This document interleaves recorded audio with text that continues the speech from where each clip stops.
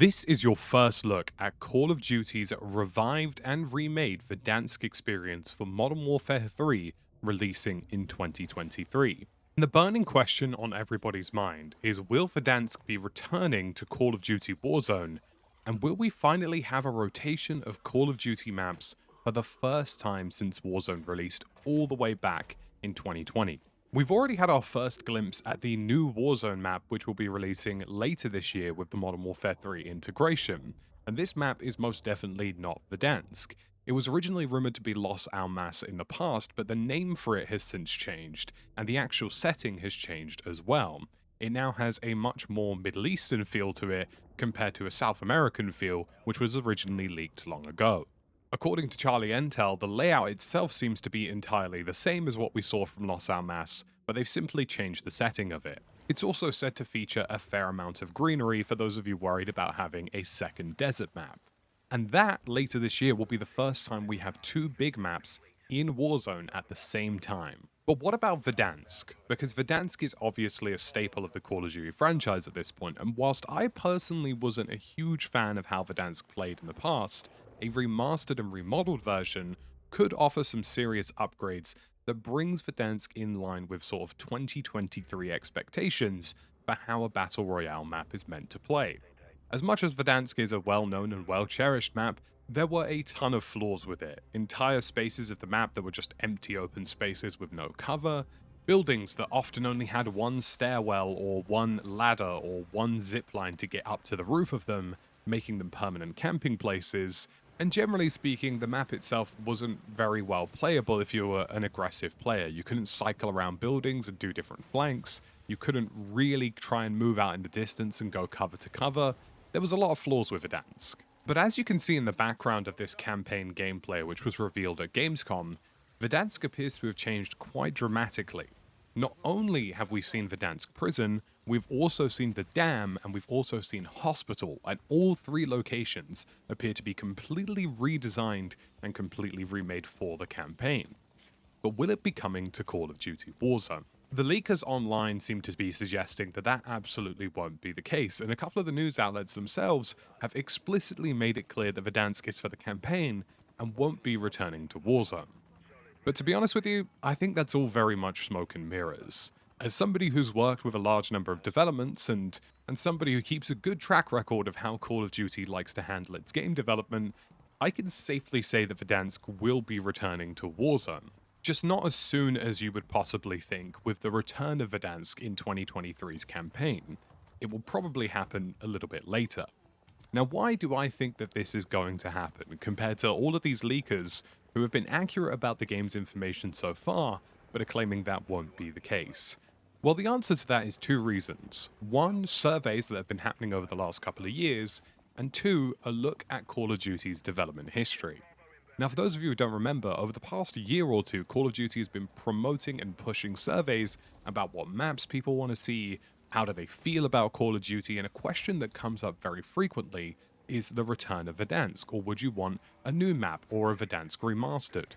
And this has been registered in a number of surveys, and the answer that was most likely selected 9 times out of 10 was probably the return of Verdansk, because people have a really idealized view of it and remember it fondly from their time in lockdown.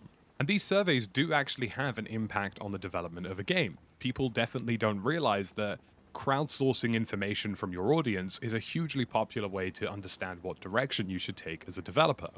But the bigger reason, and probably the one that's most obvious, is the fact that you would absolutely not spend all of this time remastering elements of Verdansk to not use it in something else.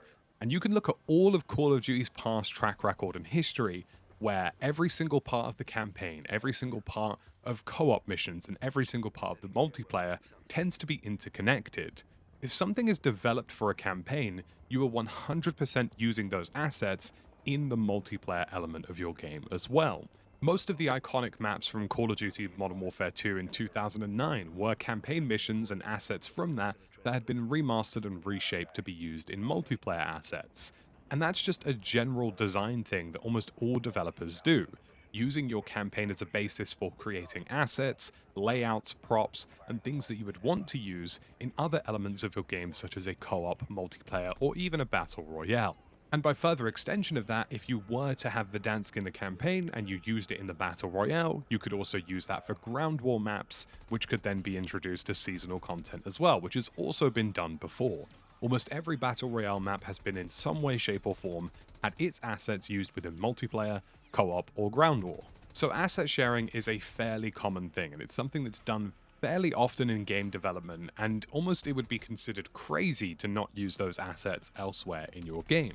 But what really ticked in my head that this was going to be the case is if you look at the amount of detail that has gone into remastering some of these locations. If you just look at the dam, for example, there's been a very conscious decision to make dam a water-based river. And of course we know in Modern Warfare 3 and Warzone, swimming is a combat mechanic, swimming will feature in the game, and it will be part of the game as it runs.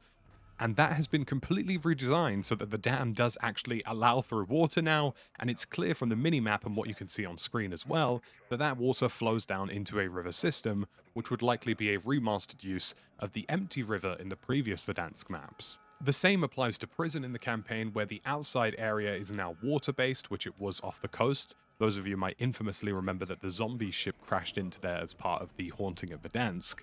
But generally speaking, that is a very obvious design decision as well, to have that water there and have certain parts of the prison be accessible from waterfront locations.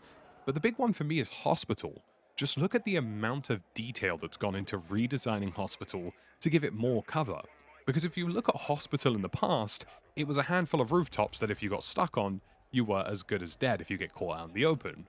But Hospital in 2023 has been completely redesigned and remade to feature all sorts of cover, flanking routes, mobility options, and things that would 100% make sense in a multiplayer or battle royale scenario. And if the meticulous detail of these things isn't enough for you, it's also the quantity of them. You have to bear in mind, we've seen Stadium in the campaign, so that's definitely been done and remastered, the dam, the hospital, and the prison, so large numbers of points of interest have been remade already to make this happen. So if that is the case, when can you expect Verdansk in Call of Duty Warzone? And the answer to that is March of 2024. Somewhere around Q1, Q2 makes the most sense, because releasing Modern Warfare 3 this year allows the game some time to breathe. But when you start losing interest in Modern Warfare and you start losing interest in Warzone, that time of year around March is a great way to inject new life into your game.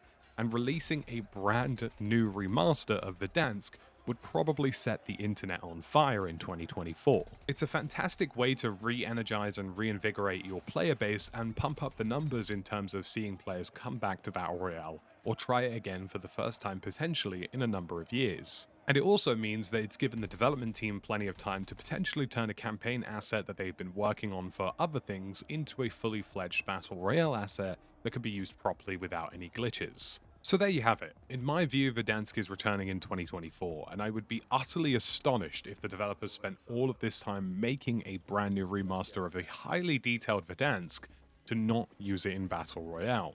Let me know your thoughts and feelings in the comment section below, leave a subscribe, and I'll see you in the next one.